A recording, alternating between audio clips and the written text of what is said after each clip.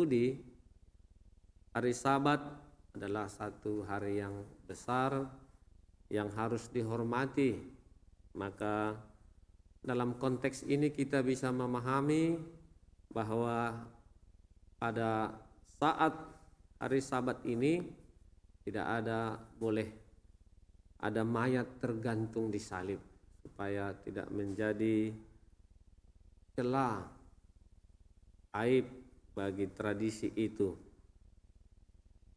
Maka tinggal sesaat sebelum matahari terbenam, menurut hukum Taurat itu, maka orang-orang yang disalibkan mayatnya harus diturunkan.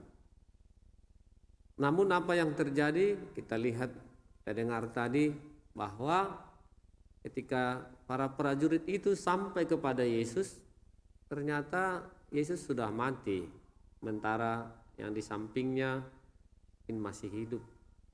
Dan itu menjadi satu kesenangan bagi mereka, bahwa mendengar orang yang disalibkan itu dipatahkan kakinya. Karena kalau orang disalibkan, kaki itu adalah satu pertahanan, tidak tergantung sekali. Maka karena mereka kesal bahwa Yesus sudah meninggal, mereka menombak lambungnya. Maka keluarlah darah dan air. Ini bisa kita terima secara akal sehat bahwa Yesus baru meninggal, maka darah dan air masih ada dalam dirinya.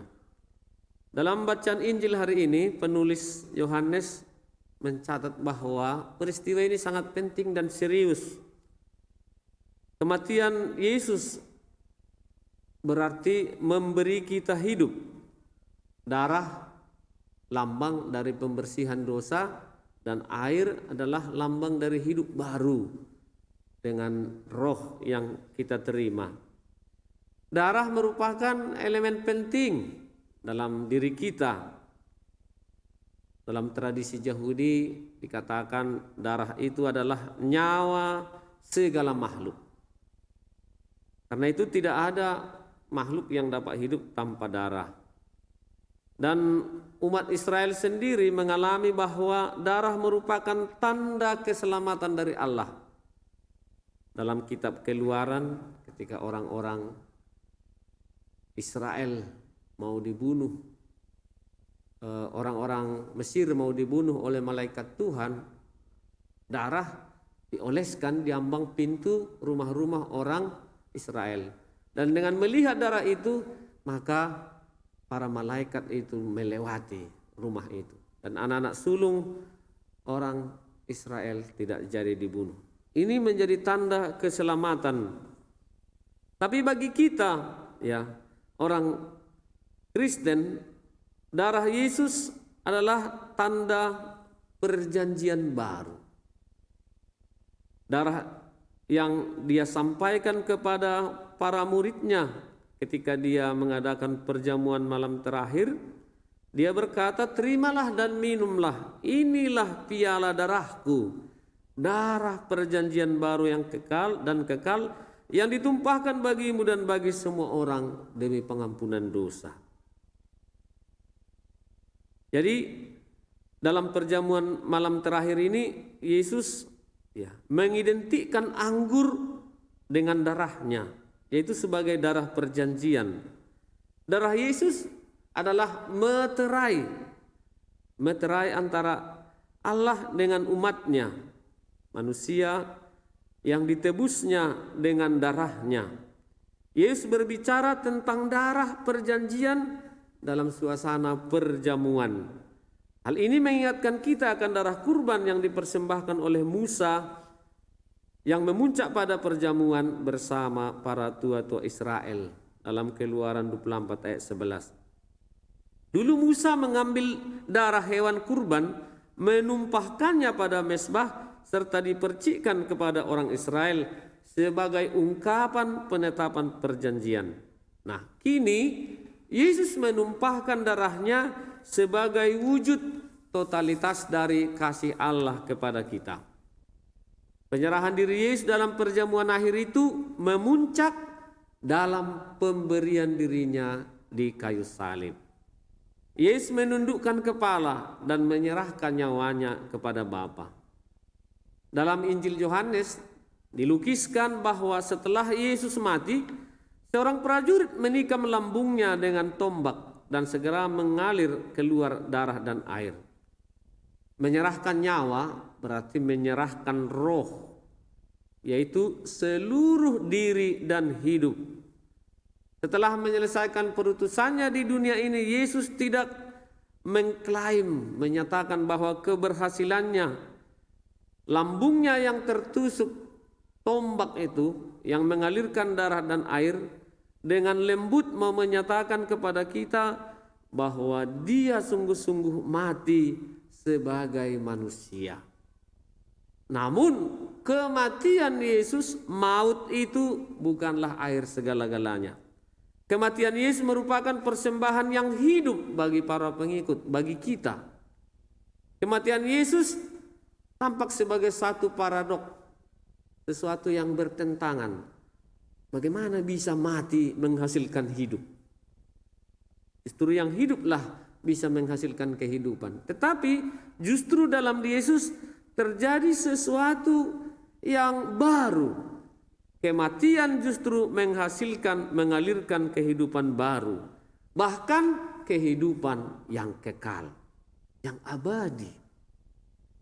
Kematian Yesus merupakan ungkapan kemenangan dia, kemenangan hidup atas maut. Darah Yesus adalah harga keselamatan kita sebagai tebusan yang murni karena mengalir dari anak domba yang tak bernoda. Itulah Yesus sendiri. Totalitas kasih yang disampaikan oleh Yesus bagi kita menjadi totalitas yang untuk menyerahkan diri bagi seluruh dunia. Bahkan satu tetes pun darah Yesus itu sudah bisa menyelamatkan seluruh dunia, menyucikan seluruh dunia. Karena itu saudara-saudari terkasih, pada hari raya hati Yesus yang Maha Kudus ini, Tuhan mengajak kita untuk menyadari betapa besar pengorbanannya untuk kita.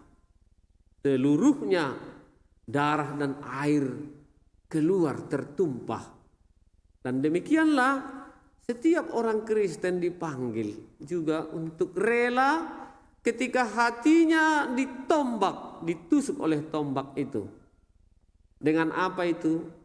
Dengan penderitaan yang kita alami setiap hari, yang bersumber dari cinta kasih kita kepada sesama. Setiap hari, dimanapun kita, di tengah-tengah keluarga, di komunitas, di tempat kerja, di dalam perjumpaan, sering kita mengalami ada banyak orang yang menusuk hati kita, yang tidak lagi mengeluarkan darah secara materi, tetapi darah dalam arti pengorbanan. Pengorbanan mungkin itu korban perasaan, korban materi, korban tenaga yang harus kita berikan. Maka mudah-mudahan bercermin dari semangat pengabdian Yesus ini, kita semua pun dalam hidup sehari-hari ke depan semakin rela memiliki semangat seperti Yesus yang memancarkan, yang mengalirkan darah keselamatan bagi banyak orang di sekitar kita. Kerelaan inilah yang menjadi kenangan, ingatan bagi kita, sehingga pada hari ini kita merayakannya. Suatu perayaan di mana kita bersyukur, kita bergembira, Yesus yang memberikan seluruh hidupnya, totalitas hidupnya bagi keselamatan kita.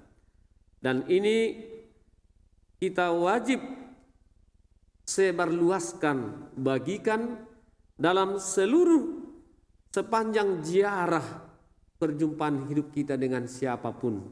Seperti gambar hati Yesus yang di depan ini, demikianlah berwarna-warni juga semangat cinta keluar dari diri kita yang membawa damai, membawa sukacita, keselamatan bagi banyak orang.